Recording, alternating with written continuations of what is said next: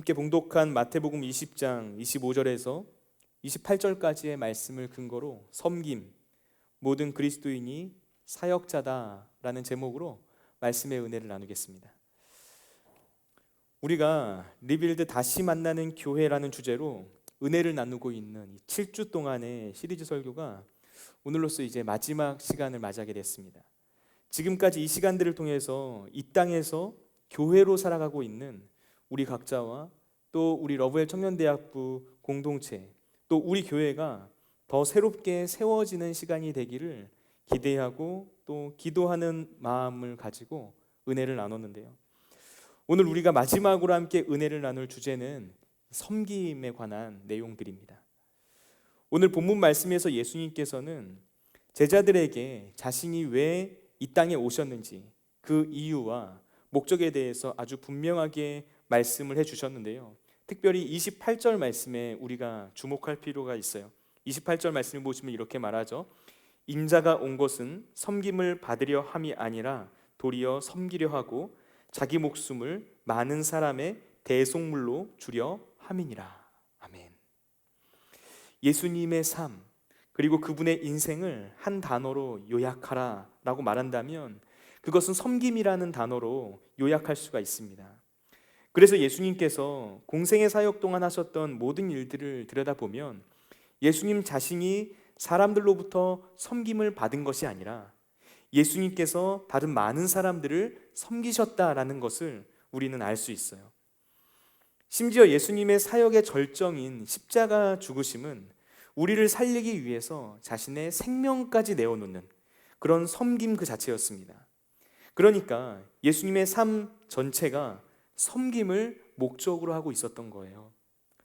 그래서 우리가 섬김의 삶을 산다는 것은 단순히 어떤 도덕적이고 또 윤리적인 삶에 대한 것을 말하는 게 아닙니다.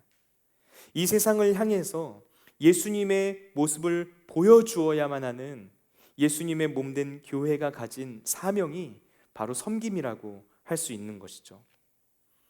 그런데 우리가 섬김의 주제를 생각할 때 기억해야 할 또 다른 중요한 사실이 있어요. 그건 예수님의 섬김은 단순히 그분 혼자서 섬김의 삶을 사셨다. 그리고 우리는 그 모습을 본받아야 한다라는 차원에서 그치지 않는다는 거예요. 예수님이 이 땅에 오심으로 인해서 새롭게 시작된 하나님의 나라, 그 새로운 나라의 질서가 이 세상 가운데 생겨났다는 것이 굉장히 중요합니다. 십자가 고난의 길을 눈앞에 두고 계신 예수님께서 제자들과 함께 길을 걸어가고 계셨어요. 그런데 어느 날 그 제자들이 서로 자기가 높은 자리에 앉겠다고 다투기 시작하는 거예요. 서로 높은 자리에 앉겠다고 다투는 제자들의 모습을 보신 예수님께서 그 모습을 보시고 이런 말씀을 하시죠. 26절과 27절 말씀에 나오는데요. 하반절부터 보시면 너희 중에 누구든지 크고자 하는 자는 너희를 섬기는 자가 되어야 하고 너희 중에 누구든지 으뜸이 되고자 하는 자는 너희의 종이 되어야 할지니라. 세상의 왕은 사람들 위에 군림하고 권력을 휘두르죠. 자신보다 낮은 위치에 있는 사람들을 짓누르고 자기의 뜻대로 그 사람들을 움직이려고 하고 그래서 자신의 목적을 위해서 사람들을 이용해요. 그래서 자기에게 이득이 되지 않는다면 그 사람들 가차없이 버리는 게 이 세상의 논리입니다. 그런데 하나님 나라의 왕이신 예수님께서는 이 세상과는 전혀 다른 하나님 나라의 원리를 제자들에게 알려주고 계신 거예요. 큰 자가 되기를 원한다면 먼저 섬기는 자가 되라. 으뜸이 되기를 원한다면 먼저 종이 되어야 한다. 이것이 바로 하나님 나라의 논리라는 겁니다. 그러니까 교회 공동체는 이와 같은 세상과는 완전히 다른 하나님 나라의 삶의 원리를 실천하면서 그리고 그 모든 것들을 내 몸 가운데 새기면서 살아가는 공동체라는 거예요. 이 세상과는 완전히 다른 질서로 살아가는 방법을 배우고 익히는 곳이 바로 교회인 거죠. 여러분, 오늘 우리가 함께 나눌 주제인 섬김은 바로 여기에서부터 시작됩니다. 세상과는 전혀 다른 하나님 나라의 삶의 방식을 따라 살아가는 사람들, 그게 바로 우리여야 하는 거예요. 오늘 우리가 이 말씀을 통해서 은혜를 나눌 때 섬김의 참된 의미를 깨달아서 세상의 방식이 아닌 하나님 나라의 방식으로 이 세상을 살아갈 수 있게 되시기를 예수님의 이름으로 축원을 드립니다.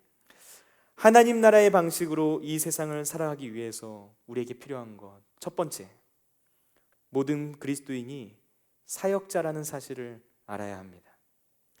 모든 그리스도인이 사역자다. 오늘날 현대교회가 가지고 있는 문제점들이 몇 가지 있는데요, 앞에 서론에서 말했던 내용을 기준으로 생각을 해보면 이 시대의 교회가 안고 있는 문제점이 한 가지 보이죠. 그건 교회는 분명 하나님 나라의 원리를 세상 속에 실천해 나가면서 하나님의 통치를 이 세상 가운데 실현해 나가야 하는 공동체인 게 맞는데, 도리어 교회 안에 세상의 원리가 들어와서 교회를 지배하는 경우들이 생긴다라는 거예요. 세상의 논리는 힘의 논리죠. 강하고 힘 있는 사람들이 약한 자, 힘없는 자들을 지배하고 다스리는 구조예요. 강한 자가 약한 자 위에 서게 되는 구조. 내가 누군가를 섬기려고 하기보다 더욱 섬김을 받으려고 하는 욕망. 낮은 자리에 있는 것보다 높은 자리에 올라가는 것을 더 즐거워하는 마음. 이런 것들이 바로 교회 안에 우리 각자의 마음속에 있을 수 있다는 거예요. 이와 비슷한 맥락에서 오늘날 교회가 가지고 있는 또 다른 문제점을 이야기해 볼 수 있을 것 같습니다. 그건 바로 소비자 기독교라는 것인데요, 소비자 기독교란 쉽게 말하면 교인들이 듣기에 좋은 설교 또는 좋은 교육 프로그램과 같은 그런 것들을 수동적으로 구매하는 소비자의 상태에 머물러 있는 기독교를 의미하는 말이에요. 본래 교회 공동체는 목회자와 그리고 성도들 모두가 한 팀으로 융화가 되어서 깊은 사귐의 관계 속에서 세상을 구원하시고자 하시는 그 하나님의 사역에 동참해야만 하는 거죠. 곧 선교적인 삶을 통해서 하나님을 기쁘시게 하는 일들을 감당해 나가야만 한다는 거예요. 그런데 소비자 기독교에서는 목회자의 역할이 종교 상품의 판매자, 곧 종교업자로 국한돼 버려요. 그래서 목회자들이 오로지 성도들을 만족시키기 위해서 뛰어다니는 경우들이 생겨나는 거죠. 여러분, 만약 교회 공동체를 축구 경기에 비유해서 생각한다면 목회자와 성도, 그 둘 중에서 누가 선수에 해당할까요? 만약 목회자들이 사역을 열심히 하느라 바쁜 것은 당연한 일로 여기는데 반해서 성도들은 그 모습을 보면서 와, 우리 목사님 참 대단하고 훌륭하다 라고만 말하고 생각하면서 그냥 적당히 헌금하는 정도, 그렇게 목회자가 하고 있는 그 사역을 그냥 지원하는 역할 정도로만 생각하고 있다면 목회자가 선수가 되고 성도들은 그 축구 경기의 관객, 구경꾼, 관람객 정도에 머물러 있다고 말할 수 있겠죠. 그러나 성경이 말하는 건강한 교회 공동체, 아니 더 정확하게 말하면 올바른 교회 공동체의 모습은 결코 이런 모습이 아닙니다. 모든 성도들이 다 선수가 되는 교회 공동체가 정말 하나님께서 원하시고 기뻐하시고 그려놓으신 공동체의 모습이에요. 목회자들은 그 성도들 한 사람 한 사람들이 각자의 은사와 달란트에 맞춰서 그 경기를 잘 뛸 수 있도록 돕는 코치, 또 트레이너의 역할을 하는 게 맞아요. 에베소서 4장 11절과 12절 말씀, 성경 한번 보여주시겠어요? 네. 우리 다 같이 한번 읽어보겠습니다. 시작. 그가 어떤 사람은 사도로, 어떤 사람은 선지자로, 어떤 사람은 복음 전하는 자로, 어떤 사람은 목사와 교사로 삼으셨으니 이는 성도를 온전하게 하여 봉사의 일을 하게 하며 그리스도의 몸을 세우려 하심이라. 아멘. 지금 이 에베소서 4장 11절과 12절 말씀을 유심히 보시면 그리스도의 몸된 교회를 세워나가는 주체가 각각의 다양한 재능과 은사를 가지고 있는 성도들 한 사람 한 사람이라는 사실을 아주 분명하게 말해주고 있어요. 그리고 목회자들은 그 성도들이 함께 교회를 세워나갈 수 있도록 하나님의 말씀으로 성도들을 훈련시키고 그리고 준비하는 일을 하는 거죠. 소비자 기독교가 안고 있는 비극은 무엇이냐? 경기를 뛰는 선수가 되어야 할 성도들이 그냥 앉아서 박수만 치고 있는 구경꾼으로 전락시켜 버렸다는 거예요. 스카이 제서니가 쓴 하나님을 팝니다 라는 책에는 이런 구절이 나오는데요. PPT 한번 보여주시겠어요? 우리 다 같이 한번 읽어볼게요. 처음에 교회는 살아계신 그리스도를 중심에 둔 사람들의 교제 모임이었다. 그러나 그 후 교회는 그리스로 이동하여 철학이 되었고, 로마로 옮겨가서 제도가 되었고, 유럽으로 넘어가서 문화가 되었고, 미국에 왔을 때 교회는 기업이 되었다. 오타가 났네요. 그리스도로가 아니라 그리스로 이동해서. 기독교가 이 세상의 역사 속에서 어떤 방식으로 왜곡되고 그리고 변질되어 왔는지를 보여주는 말이에요. 이 시대의 교회의 모습과 또 교회로 살아가고 있는 우리의 신앙생활에 대해서 참 많은 부분들을 생각하게 해주는 말씀이죠. 우리가 어떤 음식이나 물건을 파는 가게를 오갈 때 손님이 왕이다 라는 말을 많이 하잖아요. 그런데 우리가 교회를 마치 손님처럼 다니게 되었다는 거예요. 하나님을 소비하고 예수님을 소비하는 손님으로 교회를 다니는 거죠. 예수가 왕이 되어야 할 교회가 손님, 소비자가 되어버린 내가 왕이 된 거예요. 그런데 복음을 받아들이고 신앙생활을 하면서 우리가 소비자, 손님의 위치에만 계속해서 머물러 있으면 절대로 성경이 말하는 하나님의 나라를 경험할 수가 없습니다.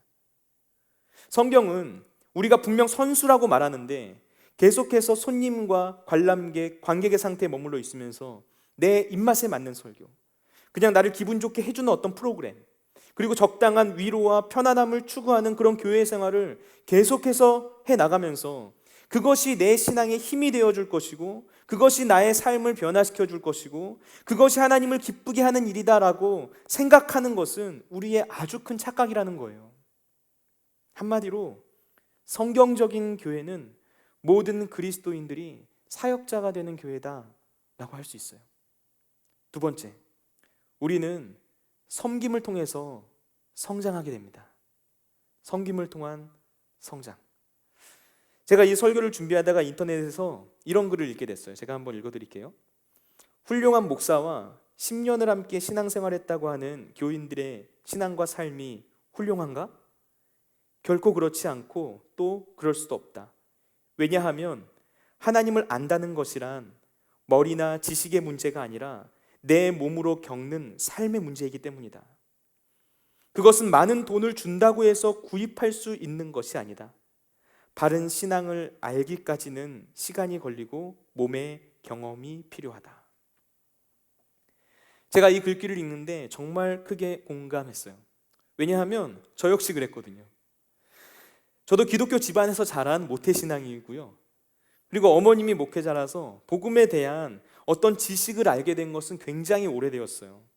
그런데 그 복음의 진리대로 살아가고 또 그것을 경험적으로 이해하면서 내 삶의 방식으로 그 모든 것들을 받아들이는 일은 상당한 시간이 걸리더라고요. 머리로 지식으로 아는 것과 내 몸으로 경험으로 아는 것은 다른 차원의 일이라는 거예요. 믿음의 삶을 살아간다는 것은 성경을 많이 공부한다고 해서 완성되는 것은 아니더라고요. 매일 말씀을 묵상하고 성경을 꾸준히 읽고 또 공부하고 양육훈련이나 제자훈련을 받는 것, 너무나 해야 하는 일이고 당연한 일이죠. 그런데 하나님께서 나에게 맡겨주신 사역들을 더 잘 감당하기 위한 출발에 불과하다는 사실을 우리는 반드시 기억해야만 합니다. 마치 태권도나 피아노를 배우는 학생들이 실기를 익히기 전에 이론을 배우는 거랑 비슷하죠. 이론이 정말 중요하긴 하지만 이론을 배우는 것만으로 연주를 할 수는 없어요. 피아노의 이론을 아무리 많이 암기하고 있다 하더라도 바하나 또는 베토벤의 음악을 연주하는 것은 전혀 다른 차원의 문제라는 거예요. 그래서 우리가 앞에서 함께 읽은 에베소서 4장 11절과 12절 말씀에서 바울은 성도들이 함께 그리스도의 몸된 교회를 세워가면서 믿는 것과 또 아는 일에 하나가 되고 또 온전한 사람으로 성장해 나간다라고 말을 하는 겁니다. 설교를 잘 듣거나 성경 공부를 하는 것도 중요하지만 그것만으로는 진정한 삶에 도달할 수 없는 거예요. 내가 듣고 깨닫게 된 그 말씀을 섬김의 자리에서 실천해 보아야만 그 말씀이 정말 사실이구나 라는 것을 깨닫고 성장하게 됩니다. 귀로 말씀을 듣기만 하거나 머리로 복음을 이해만 하는 게 아니라 섬김이라는 아주 구체적인 몸의 과정을 통해서만 예수님을 닮아가고 내 믿음이 성장하고 하나님 나라의 삶의 원리를 실제로 내 몸에 새겨나가면서 세상 속에서 하나님께서 기뻐하시는 모습으로 그 삶을 살아갈 수가 있는 거예요. 요한복음 2장에서 가나의 혼인잔치 이야기가 나오죠. 포도주가 떨어진 혼인잔치에서 물을 포도주로 만드신 예수님의 첫 번째 표적이 기록되어 있어요.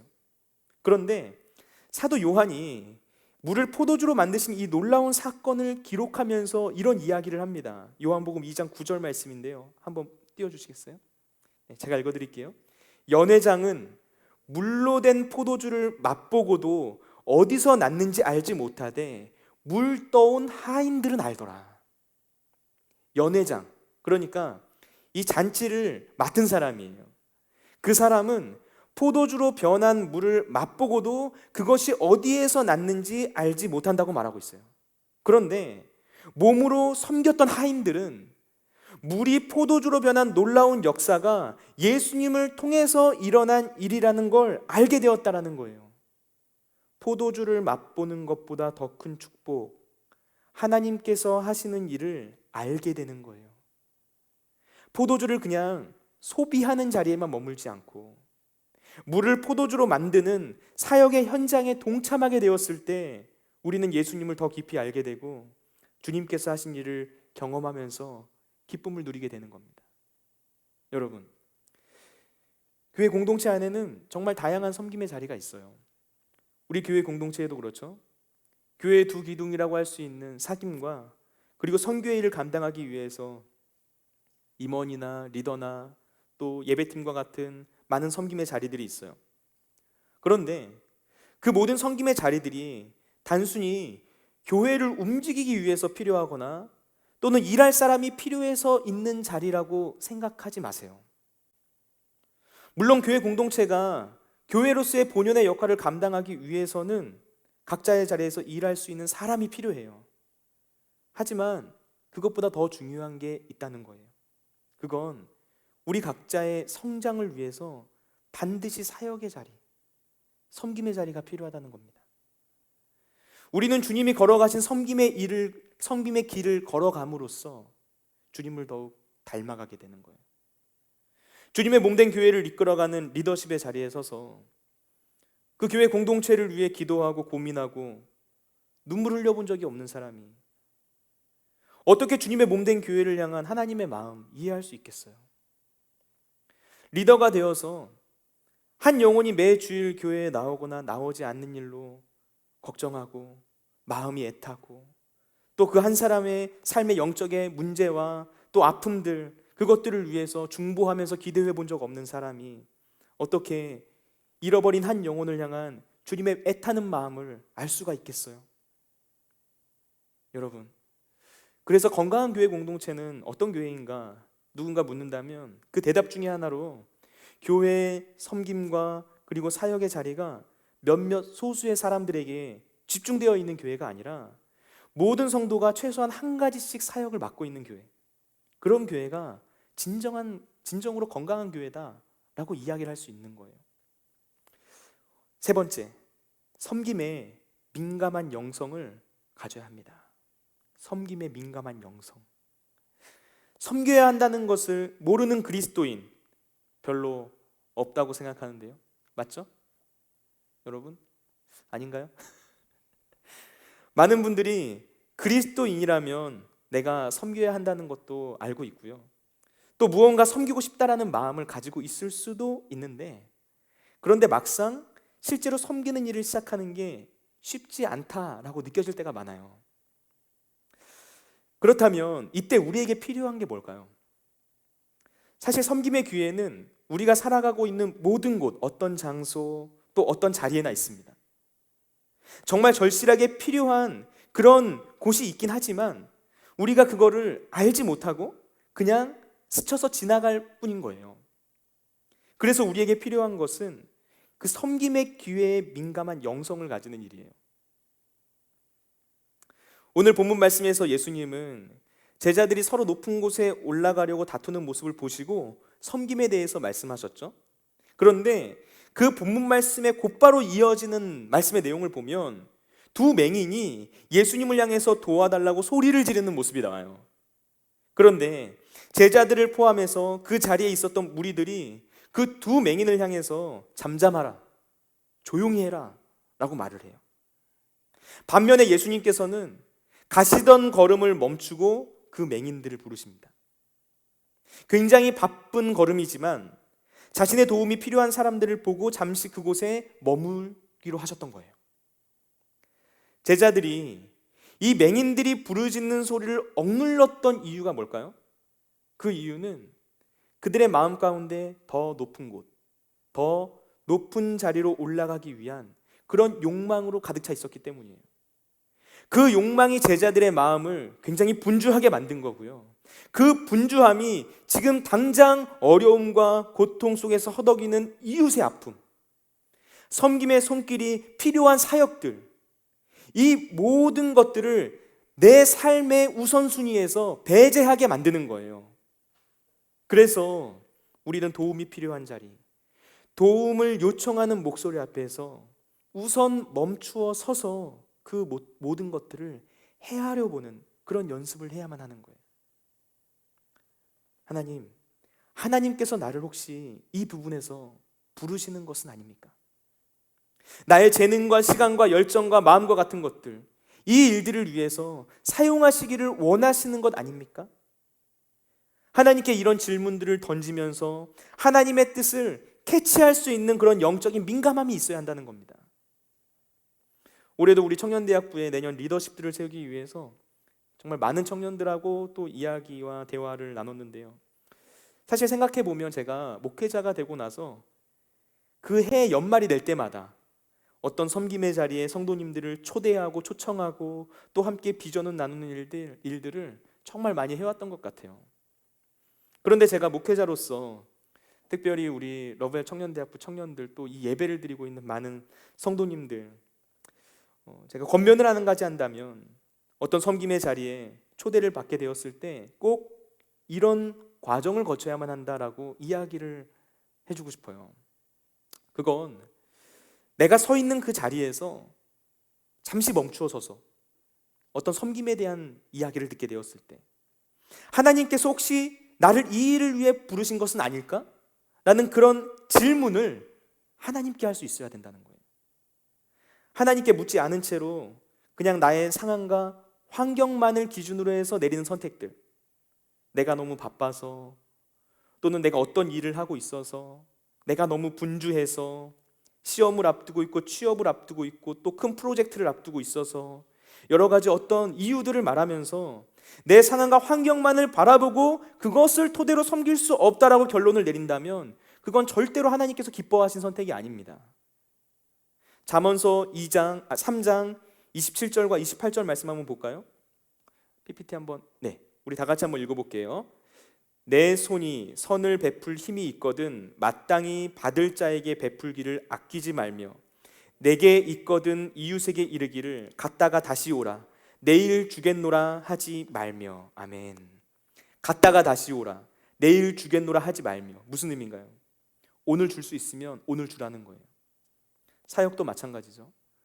할 수 있다면 지금 하는 게 가장 좋은 겁니다. 어떤 사람들은 사역을 하고 싶은 마음이 있대요. 어떤 섬김의 자리에 동참하고픈 그런 마음이 있대요. 그런데 계속해서 그 일을 미루는 사람들이 있어요. 어떤 완벽주의적인 성향을 가진 사람들이 그런 경향들이 있거든요. 그러니까 모든 것들이 완벽하게 다 갖춰져야만, 내 상황과 환경들이 완벽하게 채워져야만 내가 그런 일들을 할 수 있다라고 생각하는 거예요. 전도서 11장 4절 말씀 한번 볼까요? 다 같이 읽을게요. 시작. 풍세를 살펴보는 자는 파종하지 못할 것이요 구름만 바라보는 자는 거두지 못하리라. 아멘. 무슨 말이죠? 일을 시작할 수 있는 완벽한 조건 기다리지 말라는 거예요. 풍세를 살펴보는 자 씨앗조차 뿌리지 못해요. 구름만 바라보는 자 거둘 수가 없어요. 모든 조건들이 다 갖춰져서 이제 충분히 준비되었다라고 느낄 수 있는 아주 이상적인 그런 순간들은 우리의 삶에 결코 찾아오지 않습니다, 여러분. 조금 부족하고 힘들어 보여도 막상 시작해보면 길이 열리고 그 속에서 의미를 발견할 수 있는 거예요. 그렇다고 해서 무조건 어떤 자리 앞에서 다 오케이 하라는 게 아니에요. 섬김의 자리와 요청 앞에서 일단 멈추어 서라는 거예요. 그리고 그런 다음에 하나님께서 나를 이 일로 부르고 계신 것이 정말 맞는지 주님께 물어보고 기도하고 생각해 보라는 거예요. 중국 내지 선교의 설립자인 허슨 테일러 선교사님이 중국에서 선교를 할 때 누군가 이런 질문을 했대요. 그리스도인은 언제부터 그리스도인으로서의 빛을 발하면서 살 수 있습니까? 도대체 언제부터 제대로 된 사역을 시작할 수 있는 것입니까? 그 이야기를 듣고 이 허드슨 테일러 선교사님이 이렇게 대답했답니다. 촛불이 언제부터 빛을 비춥니까? 무슨 말이죠? 촛불은 켜지는 순간부터 빛을 비춘다는 거예요. 내가 그리스도인이 되었다면 그 신앙의 시작이 어떻게 되었든 그 신앙의 단계와 깊이에 따라서 내가 할 수 있는 구체적인 섬김의 사역들을 시작할 수 있는 거예요. 우리 공동체 안에도 정말 여러 가지 섬김의 자리가 있어요. 내년 리더십들 계속해서 세워나가고 있는데요. 우리 공동체를 더 교회다운 공동체로 세우기 위해서 아직도 더 많은 섬김의 손길들이 필요합니다. 그리고 제가 꿈꾸고 바라기는 우리 청년대학부에 있는 모든 청년들이 각자의 섬김의 자리에서 내가 무언가 이 교회 공동체 안에서 할 수 있는 그런 작은 역할이라도 함께 감당하면서 하나님의 나라를 꿈꾸며 나아갔으면 좋겠어요. 우리 공동체를 함께 세워나가는 그런 비전을 향한 하나님의 초대에 우리 공동체의 모든 청년들이 응답했으면 좋겠어요. 우리가 섬기는 일을 하는 데 있어서 그 섬김의 일이 큰 일이냐 작은 일이냐 이런 것들은 중요한 게 아니에요. 앞에서 설교를 하는 것, 또 찬양으로 그 예배를 인도하는 것, 또 교회 입구에서 따뜻한 미소로 안내 봉사를 하는 것, 또 식사나 간식을 준비하던가 교회를 청소하거나 또 교회학교 교사로 섬기거나 또 음향이나 자막으로 섬기거나 무엇으로 섬기든 그 어떤 것도 중요하지 않은 것이 없어요. 사람의 눈에 보기에는 무언가 높고 낮은 것이 존재할지 모르지만 하나님께서 보시기에는 모든 일들이 다 똑같이 귀한 일들입니다. 하나님을 알지 못하는 한 영혼, 세상의 온갖 어려움 가운데서 정말 지치고 쓰러질 것만 같은 그런 마음으로 힘들게 교회를 찾아온 이들이 스쳐 지나가면서 마주하게 되는 모든 순간들, 그 모든 것들이 그 영혼을 살리는 통로가 되기 때문이에요. 여러분, 교회는 어떤 곳인가요? 교회는 섬김의 문화를 형성해 나가는 곳입니다. 교회는 나눔과 섬김의 삶을 통해서 하나님께서 주시는 평안, 샬롬을 누리는 곳이에요. 교회는 섬김의 습관을 몸에 익히는 공동체. 단순히 우리가 교회에 나가서 예수님을 사고 파는 그런 종교 판매업자와 소비자에 머물러 있다면, 그렇다면 우리는 우리의 모습을 다시 한번 되돌아보며 주님께서 기뻐하시는 교회를 세워나가기 위해 우리의 공동체를 새롭게 만들어 나가야만 합니다. 우리가 그렇게 예수님의 모습을 닮은 하나님의 사람, 그리고 섬김의 사람으로 빛과 소금이 되어서 이 세상을 살아갈 때 하나님께서 저와 여러분을 통해서 또 우리 러브알 청년대학부 공동체를 통해서 많은 사람들이 하나님을 알게 되는 그런 귀하고 복된 은혜의 역사 충만하게 될 줄로 믿습니다. 우리 다 같이 찬양하고 기도하며 나길 원합니다. 사랑과 은혜가 충만하신 하나님 아버지, 이 시간 주님을 믿음으로 바라보며 하나님의 말씀을 우리의 마음 가운데 새기며 주님 앞으로 나아갑니다. 우리 각자가 서 있는 그 삶의 자리에서 우리를 향한 주님의 부르심을 바라보게 하여 주시옵소서. 우리의 모든 연약함과 부족함에도 불구하고 하나님의 뜻을 이루어 나가는 저희들의 마음과 생각 주님 붙잡아 주시고, 오직 하나님 아버지 한 분만을 믿음으로 바라보고 의지하며 나아가는 귀하고 복된 은혜의 역사가 우리의 인생 가운데 충만하도록 주님 인도하여 주시옵소서. 더 낮은 곳으로, 섬김의 자리로, 주님께서 기뻐하시는 인생으로 하나님 앞에 온전하게 쓰임받는 저희들 모두가 될 수 있도록 인도하여 주시옵소서.